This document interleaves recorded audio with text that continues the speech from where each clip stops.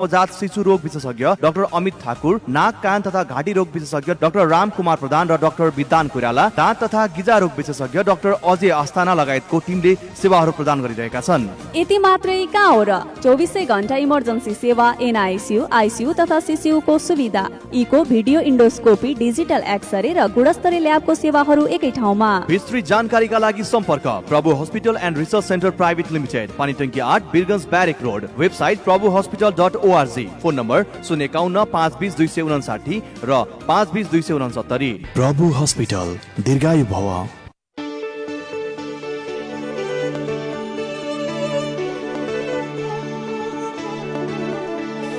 गाउँ सहर सारा गुन्जाउने यो हो रेडियो सान्वी 96.4।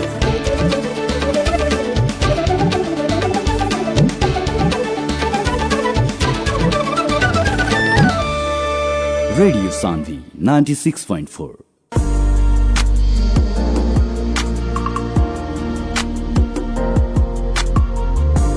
नमस्कार, तपाईले सुन्दै हुनुहुन्छ रेडियो सान्वी 96.4 मेगाहर्ज र कार्यक्रम डाक्टर्स क्लिनिकको साथमा हामी उपस्थित भइसकेका छौँ। कार्यक्रम डाक्टर्स क्लिनिकमा हामी स्वास्थ्य समस्याको छलफल, स्वास्थ्य समस्याको समाधान, स्वास्थ्य सन्देश र स्वास्थ्य विज्ञसँगको कुराकानी गर्ने गर्छौँ। साथै तपाईहरूको केही स्वास्थ्यसँग सम्बन्धित समस्याहरू छन् भने हाम्रो स्टुडियोको टेलिफोन नम्बर 05153 0154 05153 0154 मा सम्पर्क गरेर प्रत्यक्ष रूपमा हाम्रो चिकित्सकसँग यहाँहरूले परामर्श पनि लिन सक्नुहुनेछ। कार्यक्रमको साथमा छु म कार्यक्रम प्रस्तुता अनिशकान्त कुशवाहा। कार्यक्रम तपाईँले हरेक दिन बेलुकी 8:30 बजेदेखि 9:15 बजेसम्म रेडियो सान्वी 96.4 मेगाहर्ज तथा अनलाइनको रेडियो सान्वी.com र रेडियो सान्वीको अफिसियल फेसबुक पेज मार्फत संसारभर एकैसाथ सुन्न सक्नुहुन्छ। र आज हामी कार्यक्रममा वरिष्ठ चिकित्सक बिरगंज हेल्थ केयर हस्पिटलका कोभिड अस्पतालका संयोजक डाक्टर दीपक कुशवाहाजीसँग कुराकानी गर्छौँ। आउनुहोस् उहाँलाई स्वागत गरौँ। यहाँलाई कार्यक्रम डाक्टर्स क्लिनिकमा हार्दिक स्वागत छ डाक्टर साहब। धन्यवाद। डाक्टर साहब, कसरी व्यतीत हुँदैछ आजभोलिको यो महामारीको बेलामा यहाँको समयहरू?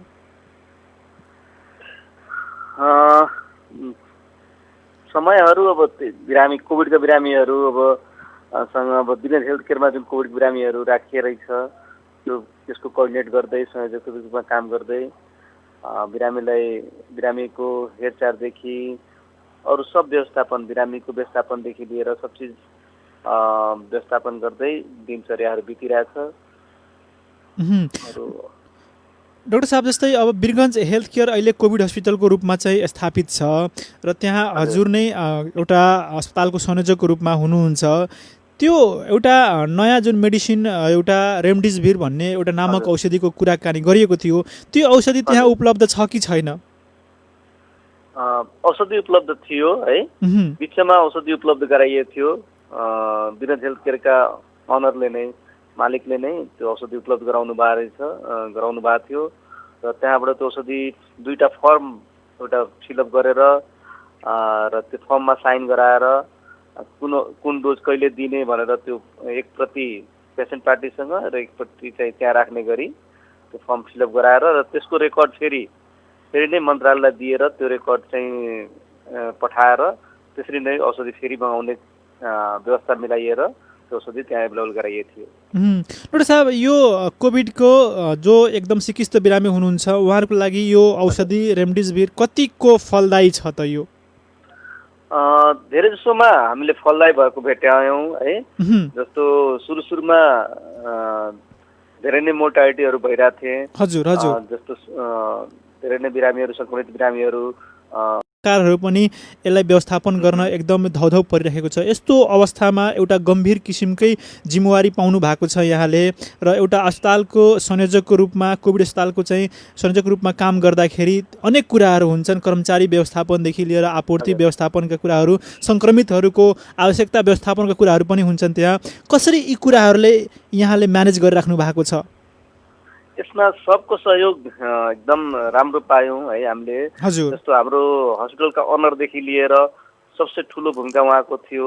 त्यसपछि प्रशासनबाट, सिडी अफिसबाटदेखि लिएर आर्मीबाट सहयोग त्यस्तै हामीले राम्रो पायौँ। सँगसँगै नारायणी अस्पतालका मेडिकल सुपरिन्टेन्डेन्टबाट अथवा हाम्रो हस्पिटलका बिरगंज हेल्थ केयरका मेट्रोनज्यूबाट र अरू स्टाफहरूबाट नै सबको सहयोग पाएर नै यो सब कोअर्डिनेट गर्न सकिया हो होइन। अहिलेसम्म कोअर्डिनेट भइरहेको हो। एक्लैले गर्दा पनि यो एक्लैले गरेर हुने कुरा होइन। सबबाट सहयोग पाएर हस्पिटल म्यानेजमेन्ट जुन टिम रहेछ, हस्पिटलको अनर हुनुहुँदो रहेछ, उहाँले यो होइन सङ्कटकालमा हामीले पनि केही गर्नुपर्छ उहाँहरूलाई अथवा सिडिओबिसबाट जुन कुरा आयो, सङ्कट व्यवस्थापन कमिटीबाट जुन डिसिजन गरेर विगत हेल्थ केयरलाई कोविड अस्पताल बनाउने भनेर डिसिजन गरियो, त्यसबाट मतलब सबको सपोर्ट पाउने आश्वासन पाएर उहाँले पनि हस्पिटल दिनुभयो र त्यही अनुसारको सपोर्ट पनि उहाँले पाउनुभयो र जुन सपोर्ट उहाँले पाउनुभयो त्यो सपोर्ट मैले चाहिँ पाएर नै यी आदि इत्यादि जुन हाम्रो प्रशासनबाट, मेडिकल सुप्रिन्टेन्डेन्टज्यूबाट, मेट्रोनबाट र हस्पिटल अनरबाट र अरू कर्मचारीबाट, चाहे डाक्टर साहबहरूबाट सहयोग पाउँदाखेरि व्यवस्थापन गर्न इजी भएको हो। आदरणीय श्रोताहरू, कार्यक्रम हो डक्टर्स क्लिनिक र आजको कार्यक्रममा हामी वीरगञ्ज हेल्थ केयर हस्पिटलका कोभिड अस्पतालका संयोजक डाक्टर दीपक कुशवाहाज्यूसँग चाहिँ कुराकानी गरिराखेका छौँ। उहाँ एउटा वरिष्ठ फिजिसियन पनि हुनुहुन्छ। तपाईँको कुनै पनि स्वास्थ्यसँग सम्बन्धित समस्याहरू छन् भने हाम्रो स्टुडियोको टेलिफोन नम्बर 05153 0154 05153 0154मा सम्पर्क गरेर प्रत्यक्ष रूपमा हाम्रो डाक्टर साहबसँग यहाँहरूले परामर्श पनि लिन सक्नुहुनेछ। र आजको कार्यक्रममा हामी एउटा पिसाब नलीको सङ्क्रमण हुने युटिआई सम्बन्धी उहाँसँग चाहिँ हामी कार्यक्रममा परिचर्चा गर्नेछौँ। र सुरुमा कार्यक्रममा चाहिँ हामी डाक्टर साहबसँग चाहिँ पिसाबमा सङ्क्रमण हुनु भनेको चाहिँ के हो डाक्टर साहब? पिसाबमा सङ्क्रमण हुनु भनेको पिसाबमा सङ्क्रमित कीटाणुहरू देखा पर्नु, जसले गर्दाखेरि यसलाई युटिआई भनिन्छ। सङ्क्रमित कीटाणुहरू देखा परेर युटिआई जुन एउटा रोगको नाम हो, पिसाबमा सङ्क्रमित कीटाणुहरू देखिनु र त्यसको लोड, ब्याक्टेरियल लोड चाहिँ बढी देख्नु अथवा पिसाबमा पस्सेलकै मात्रा देख्नु भन्नेलाई नै पिसाबमा कीटाणु देख्नु र पस्सेलको मात्रा देख्नुलाई नै पिसाबमा इन्फेक्सन हुनु भन्ने बुझिन्छ। साधारणतः भाषामा यसलाई पिसाबको इन्फेक्सन भनेर बुझ्ने हो। डाक्टर साहब, कहिलेकाहीँ के भन्ने गरिन्छ भने यो पानी कम खानाले चाहिँ यो सङ्क्रमण हुने गर्छ भन्ने कुराहरू हुन्छ। यसका मुख्य रूपमा कारण के हो डाक्टर साहब? पिसाबमा इन्फेक्सन हुनु कारण अन्य पनि कारण छन्, तर पानी कम पिउनु एउटा प्रमुख कारण हो है। पानी कम मात्रामा पिउने मान्छेलाई पिसाबको इन्फेक्सन धेरै नै चाँडो हुन्छ।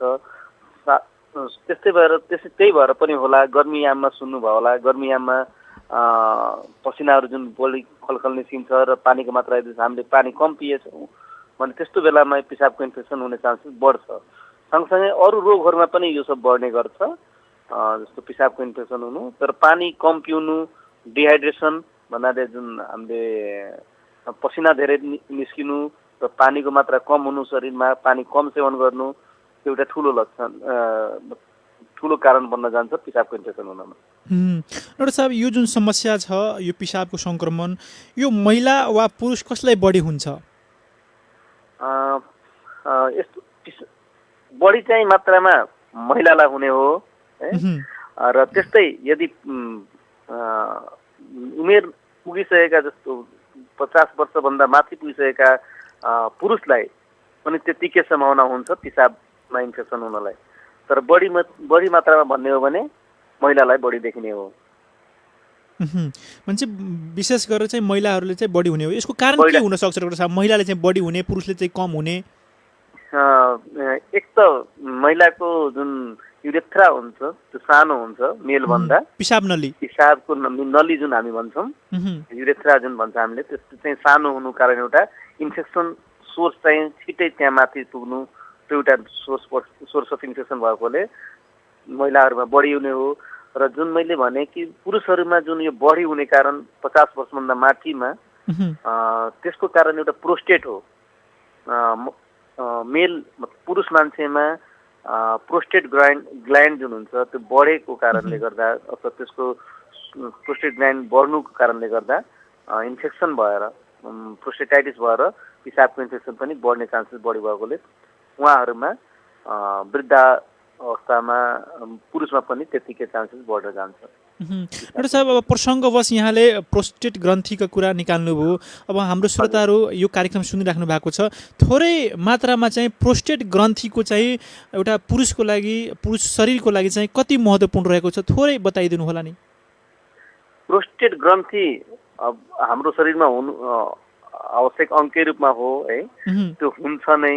हरेक मेलमा यो प्रोस्टेट ग्ल्यान्ड हुन्छ। प्रोस्टेट ग्ल्यान्डको काम अरू धेरै छन्। यो ग्ल्यान्ड नै हो, एक किसिमको रासायनिक तत्त्व निकाल्ने एक किसिमको ग्ल्यान्ड हो, जसले पिसाबको इन्फेक्सनदेखि लिएर अरू पनि काममा हेल्प गर्दछ रासायनिक तत्त्व निकालेर। तर जुन वृद्धावस्थामा प्रोस्टेट ग्ल्यान्ड यो आफैमा फिजियोलोजिकल, मतलब धेरै जसो मान्छेमा नभनौँ तर थोरै मान्छेमा यो सुनिन जान्छ होइन, यसको स्वेलिङ बढी, यसको जुन ग्ल्यान्ड हुन्छ त्यो बढेर जान्छ। तर त्यो बढेर जाँदाखेरि जुन हाम्रो युरेथ्रा जुन नली, जुन पिसाब नली जुन पास भइरहेको हुन्छ, उसलाई चाहिँ दुवैतिरबाट थिचिन पुगिन्छ। त्यो थिचिन पुग्दाखेरि त्यो पिसाबमा समस्या आउने, प्रोस्टेटको समस्या देखा परेर जस्तो पिसाब कम हुनु, पिसाब छिनछिनीमा लाग्नु, पिसाब गरेर फेरि आउँदाखेरि फेरि एकछिनमा पिसाब गर्न जानुपर्ने, अथवा जाँदा पनि पिसाब रोकिन नसक्ने, त्यो कुराहरू प्रोस्टेट ग्ल्यान्ड बढ्यो भने त्यो समस्या देखिन जान्छ।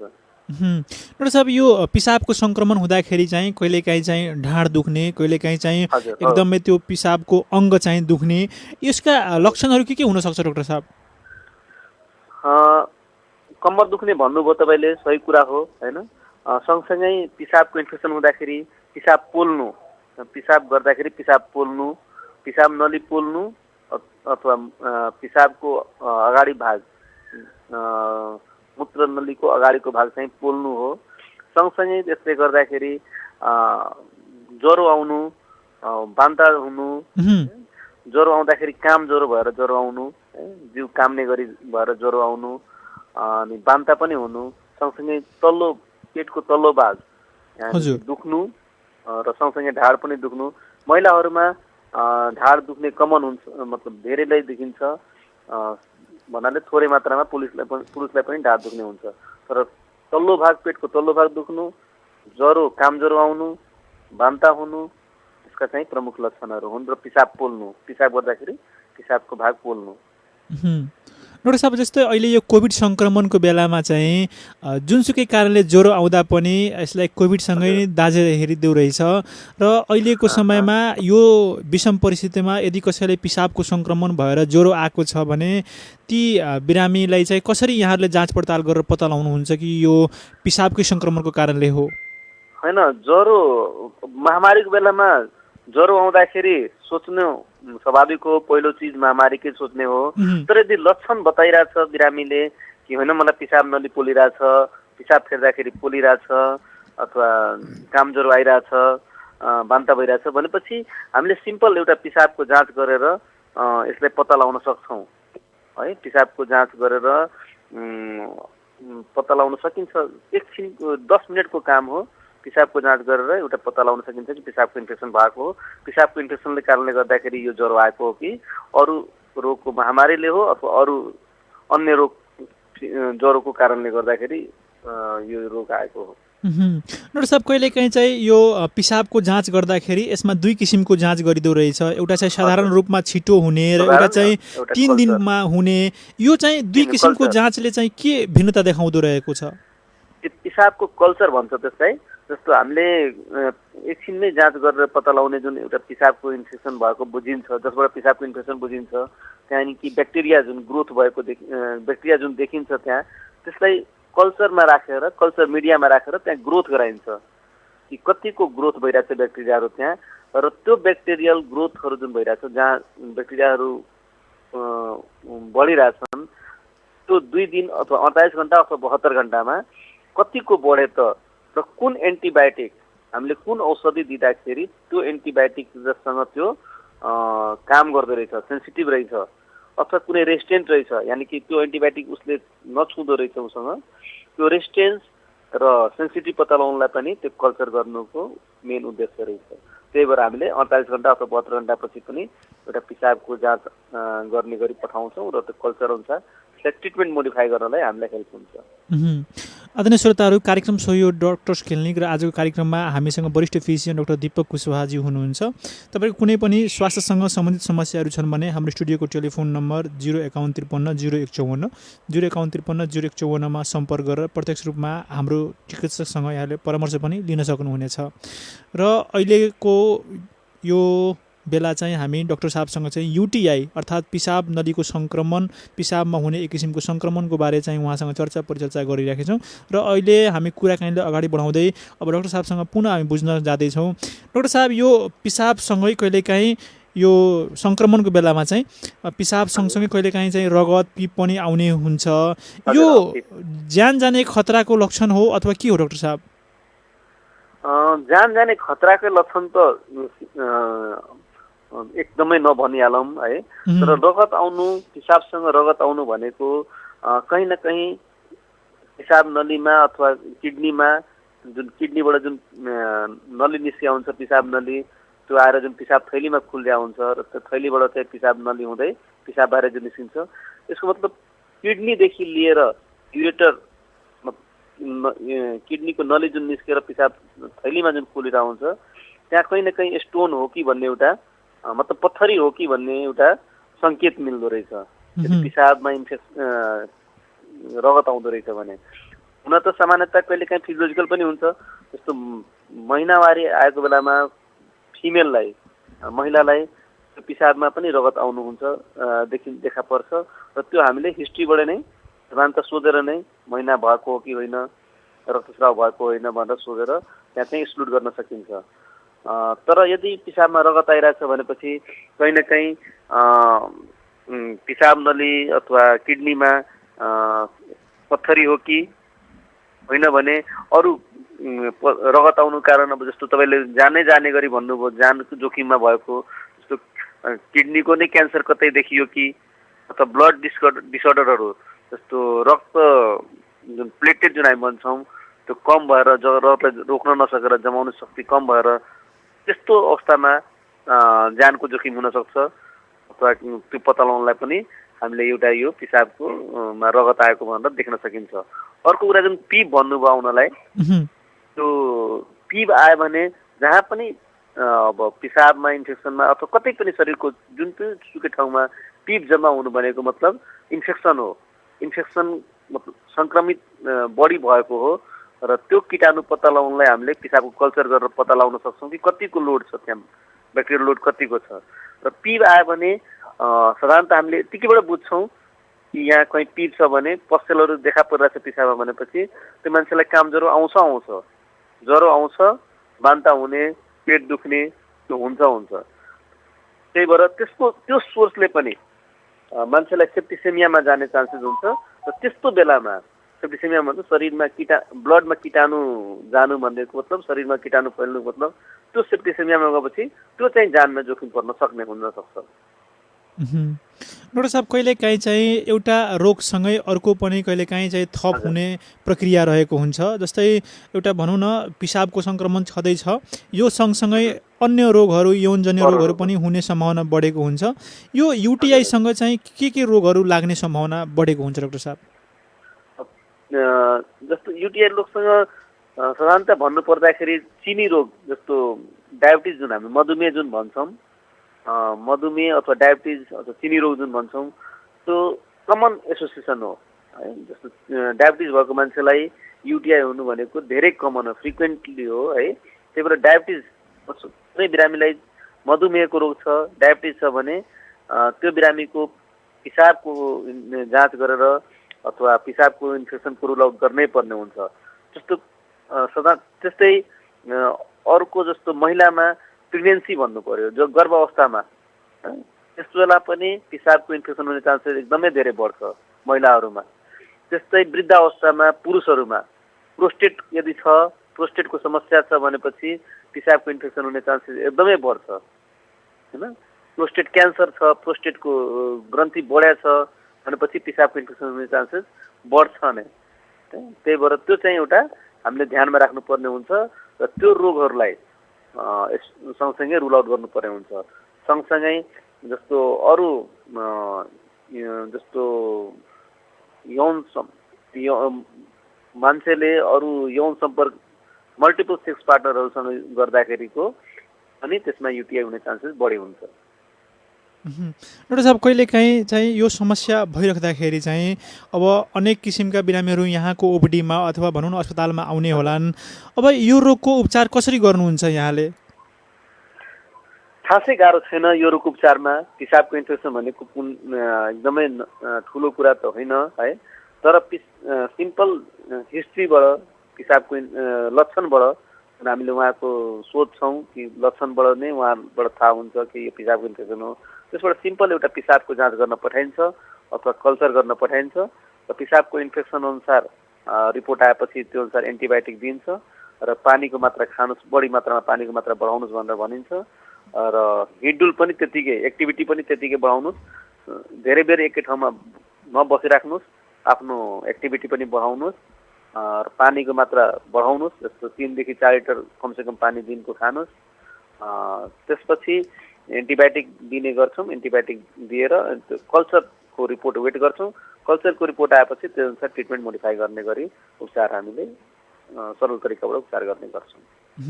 आदरणीय श्रोताहरू, कार्यक्रम यो डक्टर्स क्लिनिक र अब यतिखेर कार्यक्रममा समय भएको छ एउटा छोटो व्यापारिक विश्रामको। सुन्दै गर्नुहोला radio Sanvi 96.4 megahertz. Radio Sanvi 96.4। का आपने भी चाहता नहीं हिंदी सदाबहार गीत संगीत सुने के?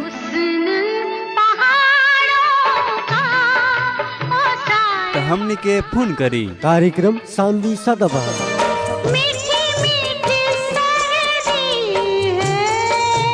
शनिवार बाहेक हरेक रात के 10 से 11 बजे तक सुन सकम हम आरजे अनूप यादव के साथ में कार्यक्रम सान्वी सदाबहार। अगर आसमां तक मेरे हाथ जाते तो कदमों में तेरे सितारे बिछाते।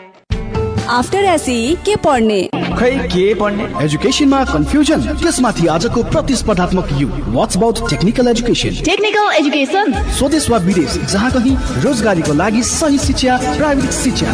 विगत 2 दशकदेखि सञ्चालित तराईकै बेस्ट टेक्निकल इन्स्टिट्युट बीआईटी कलेजले नयाँ शैक्षिक सत्रका लागि अनलाइन र प्री रेजिस्ट्रेसन खुल्ला गरेको सहर्ष जानकारी गर्दछौँ। बिरगन्ज इन्स्टिट्युट अफ टेक्नोलोजी बीआईटीमा diploma in civil engineering, diploma in computer engineering, त्यस्तै diploma in electrical and electronic engineering र डिप्लोमा इन मेकानिकल इन्जिनियरिङ अर्थात् 3 वर्षे सब इन्जिनियरिङ कोर्स, साथै महिला विद्यार्थीहरूका लागि विशेष scholarship. For more details, Birganj Institute of Technology, चिनीमिल आवास क्षेत्र अगाडि बिरगन्ज। फोन 051 52 80 20 र mobile number 98 029 46 076। Admission open in DPS Plus 2 Birganj. Remarkable features of Delhi Public School. Highly qualified, experienced, dedicated teachers and staff, well-equipped labs and libraries. State-of-art infrastructure with swimming pool. Extra co-curricular activities under the guidance of recognized coaches. Quiet, peaceful and eco-friendly formal learning environment. Specialized career and behavioral counseling. Child-centered, value-based thematic education of global standard. Well-managed and effective online classes during pandemic period. Excellent result, transportation facility. CBSE curriculum with only 5 subjects in science and commerce stream. For more details, please contact Ninos Birganj, Murli Bagaita 12, Delhi Public School, Chainpur 4, Parwanipur, Bara. Contact number 980-3245-855, 98550-26452 and 051-524-700. Email ID principal.dps@cgeducation.com.np. Delhi Public School, managed by CG Education. National Infotech College proudly announces admission open. विगत 6 वर्षदेखि engineering र मेडिकलमा विद्यार्थीहरूको नाम निकाल्दै आउन सफल अनि उत्कृष्ट विद्यार्थीहरूको पहिलो गन्तव्य हो एनआई, किनभने यस क्षेत्रमै एक्सलेन्ट टिचर्स टिम भएको अनि टाइम टु टाइम काठमाडौँका ख्यातिप्राप्त प्रोफेसरहरूद्वारा ट्रेनिङ र सेमिनार्सको व्यवस्था गर्दै आएको।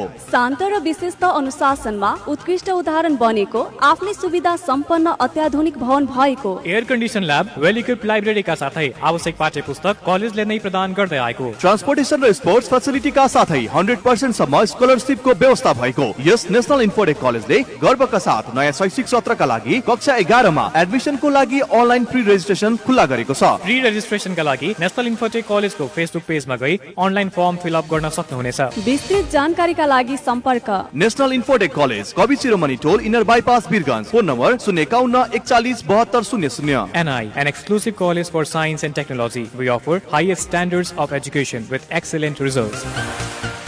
Admission open in +2 management. Imperial College of Management proudly announces admission intake for the new academic year in grade 11. हाम्रा विशेषताहरू: सुविधा सम्पन्न भवन र उत्कृष्ट अनुभवी टिचर्सहरूको टिम भएको, एयर कन्डिसन क्लास र लाइब्रेरीको सुविधा, एक्सपर्टहरूद्वारा रेगुलर सेमिनार्स र स्किल डेभलपमेन्ट ट्रेनिङ, आफ्नै मल्टिफङ्क्सनल सेमिनार हल भएको, टाइम टु टाइम इन्डस्ट्रियल भिजिटको व्यवस्था, जेहेन्दार विद्यार्थीहरूको लागि 100% सम्म स्कलरशिप, ट्रान्सपोर्टेसन फेसिलिटीका साथै एक्स्ट्रा करिकुलर एक्टिभिटिज अनि स्पोर्ट्स फेसिलिटी भएको, सबैभन्दा महत्त्वपूर्ण विद्यार्थीहरूका लागि लाइफ इन्सुरेन्सको व्यवस्था। विस्तृत जानकारीका लागि सम्पर्क imperial college of management, Shripur 11, ज्ञानवाटिका स्कुलको पुरानो बिल्डिङ। सम्पर्क नम्बर 98 111 071, 98 453 11 114 र 98 112 73 712। Imperial college of management, creating royal mindset.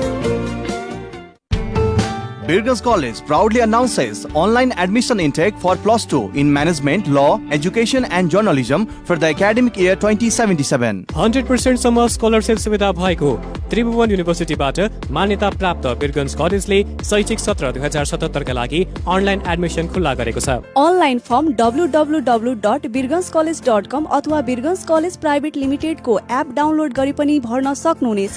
सुविधा सम्पन्न यस बिर्गन्स कलेजमा पाठ्यपुस्तकको व्यवस्था, ट्रेनिङ, सेमिनार, वर्कसप र इन्डस्ट्रियल टुरको फेसिलिटी, वेल म्यानेज क्लासरुम, यातायातको सुविधा भएको, regular internal evaluation examination, well qualified र एक्सपिरियन्स फ्याकल्टी मेम्बरद्वारा अध्यापन गराइन्छ, साथै जब प्लेसमेन्टको ग्यारेन्टी। मर्निङ डे र इभिनिङ शिफ्टमा कक्षा सञ्चालन हुँदैछ। संस्कार सहितको शिक्षाका लागि सम्पर्क बिर्गन्स कलेज प्राली, श्रीपुर 11 बिर्गन्स। सम्पर्क नम्बर 051 53 43 60, मोबाइल नम्बर 98 550 26 705 र 98 550 28 388। स्वस्थ रहौं, सुरक्षित रहौं, सचेत बनौं, संयमता अपनाऊ। कोभिड-19 को महामारीबाट आफू पनि बचौं र अरूलाई पनि बचाऊ। कोभिड-19 का लक्षणहरू: रुगाखोकी लाग्नु, 104 डिग्री फारेनहाइट भन्दा बढी ज्वरो आउनु, श्वास प्रश्वासमा अत्याधिक समस्या हुनु, घाँटी टाउको तथा जिउ दुख्नु, निमोनिया हुनु। कोभिड-19 बाट बच्ने उपायहरू: रुगाखोकी तथा श्वास प्रश्वासमा समस्या भएका बिरामीको नजिक नजाने, नियमित साबुन पानीले मिची 20 सेकेन्ड भन्दा बढी हात धुने, अनिवार्य रूपमा मास्कको प्रयोग गर्ने, सामाजिक दूरीको पालना गर्ने, खोक्दा वा हाच्छिउ गर्दा नाक र मुख छोप्ने, जंगली तथा घरेलु पशुपक्षीसँग सिधै सम्पर्क नगर्ने, अण्डा तथा माछा मासु राम्ररी पकाएर मात्र खाने, बालबालिका तथा किशोर किशोरीको मनोबल उच्च राखी सकारात्मक क्रियाकलापतर्फ प्रेरित गर्ने र फ्लूको जस्तो लक्षण देखिए नजिकको स्वास्थ्य संस्थामा गएर परीक्षण गराउने। युवालय र इम्प्रुभिङ लाइफ्स इन नेपालको सहकार्यमा जनहितमा जारी सन्देश।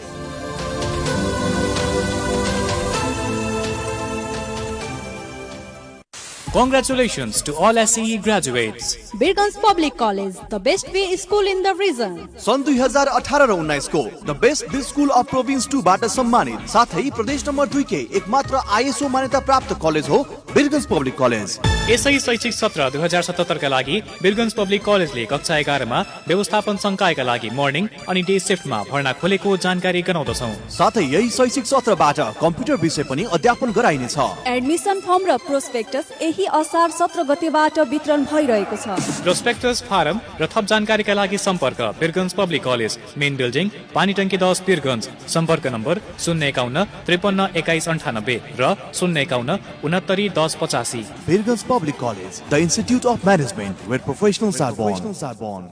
Radio Sandhi 96.4.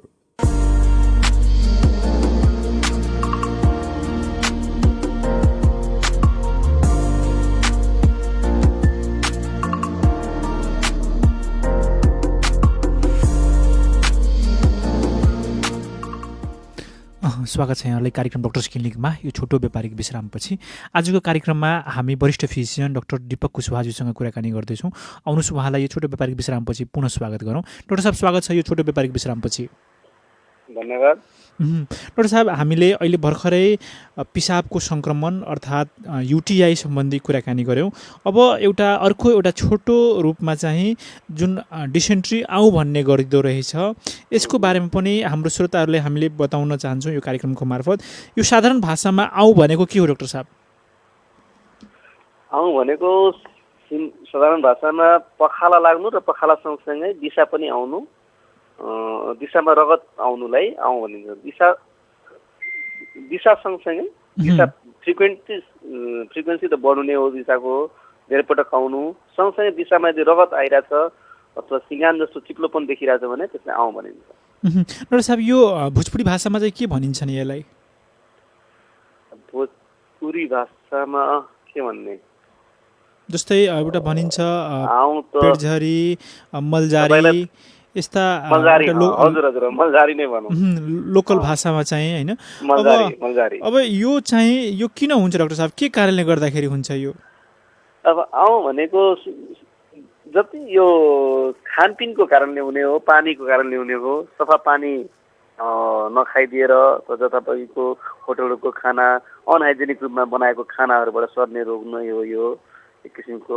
फोहोर जस्तो हामीले खाना पकाउँदाखेरि पानी जुन युज गर्छौँ अथवा हातहरू जुन युज गर्छौँ, त्यो सफा हातहरू नभइदियो भने अथवा पानी राम्रो नभइदियो भने, खानेकुरा राम्ररी पखालेर नयुज गरिदियो भने त्यसबाट हुने रोगहरू नै यो आउँ रोग हुने हो। डाक्टर साहब दुईटा कुरा चाहिँ पखाला लाग्दा र चाहिँ आउँ हुँदाखेरि चाहिँ यो लक्षणको आधारमा कसरी छुट्याउने कि यो पखाला हो अथवा यो चाहिँ आउँ हो?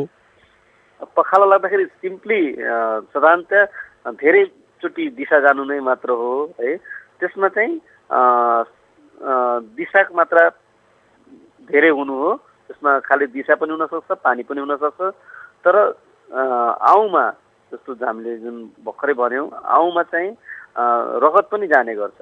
पखाला सँगसँगै रगत पनि जान्छ, दिशाको मात्रामा रगत पनि देखा पर्ने हुन्छ, त्यसलाई चाहिँ आउँ भन्छ। र त्यो त्यसरी नै छुट्याइन्छ हामीले। र आउँमा धेरै जसो पेट चाहिँ दुख्ने पनि गर्छन्। अब दिशा हुने बेलामा, दिशा बस्ने बेलामा जुन रगत जुन जान्छ त्यसमा सँगसँगै पेट पनि दुखाइ देखा पर्छ। डाक्टर साहब अब यो जुन आउँ भएको छ, यो आउँसँग बच्नलाई चाहिँ हामीले के गर्न सक्छौँ? कुन उपाय अपनाउँदाखेरि हामी आउँसँग बच्न सक्छौँ त? अब हाइजेनिक तरिकाले फुडहरू ह्यान्डलिङ गर्नु पर्यो, हातहरू धोएर मात्र खानेकुराहरू बनाउनु पर्यो।